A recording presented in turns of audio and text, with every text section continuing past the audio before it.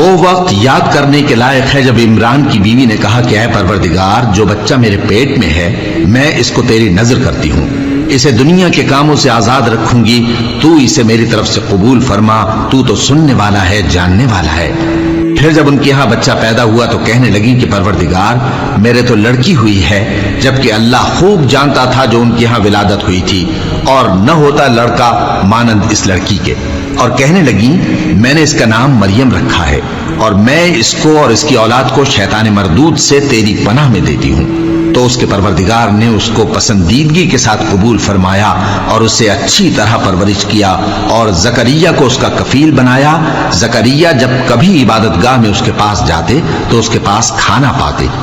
یہ کیفیت دیکھ کر ایک دن مریم سے پوچھنے لگے کہ مریم، یہ کھانا تمہارے پاس کہاں سے آتا ہے؟ وہ بولی کہ اللہ کے ہاں سے آتا ہے، بے شک اللہ جسے چاہتا ہے بے حساب رزق دیتا ہے۔ اس وقت زکریا نے اپنے پروردگار کو پکارا، عرض کی کہ پروردگار، مجھے اپنی طرف سے اولاد صالح عطا فرما، تو بے شک دعا سننے والا ہے۔ چنانچہ وہ ابھی عبادت گاہ میں کھڑے نماز ہی پڑھ رہے تھے کہ فرشتوں نے آواز دی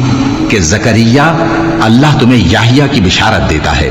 جو کلمۃ اللہ یعنی عیسیٰ کی تصدیق کریں گے اور سردار ہوں گے، اور عورتوں سے رغبت نہ رکھنے والے، اور ایک پیغمبر یعنی نیکوکاروں میں ہوں گے۔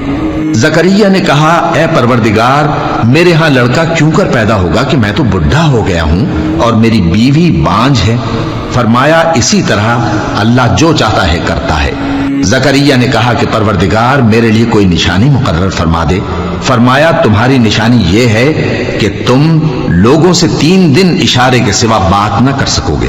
تو ان دنوں میں اپنے پروردگار کی کثرت سے یاد اور صبح و شام اس کی تسبیح کرنا۔ اور جب فرشتوں نے مریم سے کہا کہ مریم، اللہ نے تم کو برگزیدہ کیا ہے اور تمہیں پاک بنایا ہے اور دنیا جہان کی عورتوں میں سے تم کو منتخب کیا ہے، اے مریم، اپنے پروردگار کی فرما برداری کرنا اور سجدہ کرنا اور رکوع کرنے والوں کے ساتھ رکوع کرنا۔ اے نبی، یہ باتیں اخبار غیب میں سے ہیں جو ہم تمہارے پاس بھیجتے ہیں۔ اور جب وہ لوگ اپنے قلم بطور قرعہ ڈال رہے تھے کہ مریم کا کفیل کون بنے، تو تم ان کے پاس نہیں تھے، اور نہ اس وقت ہی ان کے پاس تھے جب وہ آپس میں جھگڑ رہے تھے۔ وہ وقت بھی یاد کرنے کے لائق ہے جب فرشتوں نے مریم سے کہا کہ مریم، اللہ تم کو اپنی طرف سے ایک کلمے کی بشارت دیتا ہے جس کا نام مسیح اور مشہور عیسیٰ ابن مریم ہوگا، اور جو دنیا اور آخرت میں آبرو مند اور مقربین میں سے ہوگا، اور ماں کی گود میں اور بڑی عمر کا ہو کر دونوں حالتوں میں لوگوں سے یکساں گفتگو کرے گا اور نیکوکاروں میں ہوگا۔ مریم نے کہا کہ پروردگار، میرے ہاں بچہ کیوں کر ہوگا کہ کسی انسان نے مجھے ہاتھ تک تو لگایا نہیں؟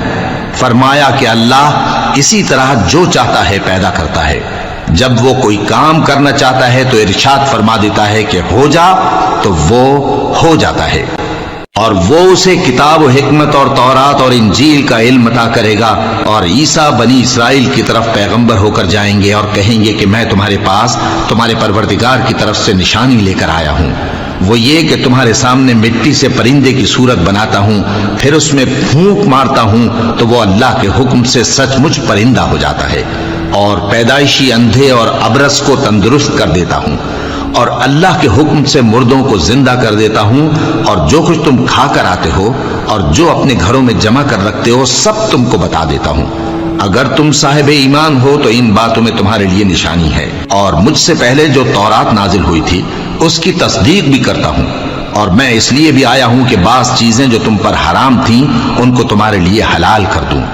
اور میں تو تمہارے پروردگار کی طرف سے نشانی لے کر آیا ہوں۔ تو اللہ سے ڈرو اور میرا کہا مانو، کچھ شک نہیں کہ اللہ ہی میرا اور تمہارا پروردگار ہے، تو اسی کی عبادت کرو،